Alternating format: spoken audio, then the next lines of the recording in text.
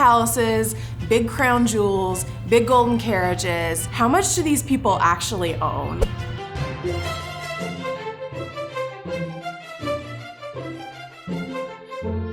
The British royal family is perhaps one of the most overcovered groups of people in human history. And one question that comes up a lot is, who pays for these people? Where did their money come from? And it's not actually coming from a giant vault in the basement of Buckingham Palace, Scrooge McDuck style. They don't actually even own the crown jewels, which technically belongs to their charity, the Royal Collection Trust. And frankly, to me, that would seem to defeat the purpose of being a queen. The royal family's money comes from basically three major sources. There's the queen's personal wealth, there's something called the privy purse, and there's something called the sovereign grant. Personal wealth is the simplest one. There's a certain amount of money that belongs to Queen Elizabeth, just as just a person in the world. This includes things like her country home, Sandringham, and her estate in Scotland, Balmoral, which has been the family's vacation home since the days of Victoria and Albert. She also has, like anybody else who has an enormous amount of money and any common sense at all, an enormous investment portfolio, and also apparently a very large and expensive stamp collection. Then there's something called the privy purse, which is basically the pool of money that exists to fund the monarch. That money comes from a variety of sources,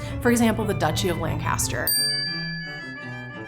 That money can go to sort of fund the queen's household, but also the queen can dole that money out to other royals because just like you can't really have a broke monarch running around, you don't really want a bunch of broke monarchs' children running around. Charles and William also have their own duchies that generate income for them, as in keeping with their jobs as working royals and as heirs to the throne. So now we come to the most complicated part of this, which is something called the sovereign grant, which is where we get into the debates over whether or not the taxpayers are paying for these people. Once upon a time, the king paid for the government. Basically, like the king dispersed the money to fund things like diplomats and clerks and all the money that it takes to do the work of the state.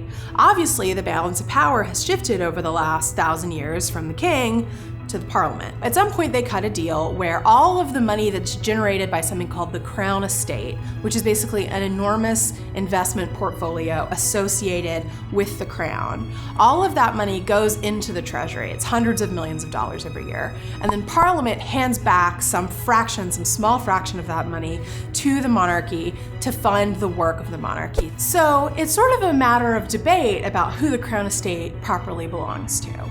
Some people will argue that the crown pays for itself. There's another argument to be made which says that, the White House doesn't belong to the president personally, it belongs to the American people. If the queen stepped down tomorrow, she wouldn't actually get to keep Buckingham Palace. Buckingham Palace belongs to the nation. So no, taxpayers aren't chipping in 50 cents per person every year to fund royal weddings, but that money could go to other purposes. And it doesn't, because it pays for things like the renovations on Buckingham Palace, which God knows it needs. It's apparently a real mess. But the biggest answer to the question of where did their money come from is just feudalism, literal feudalism.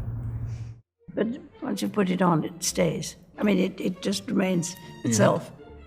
You have to keep your head very still. Yes. And you can't look down to read the speech. You have to take the speech up. Because if you did, your neck would break, or it'd fall off.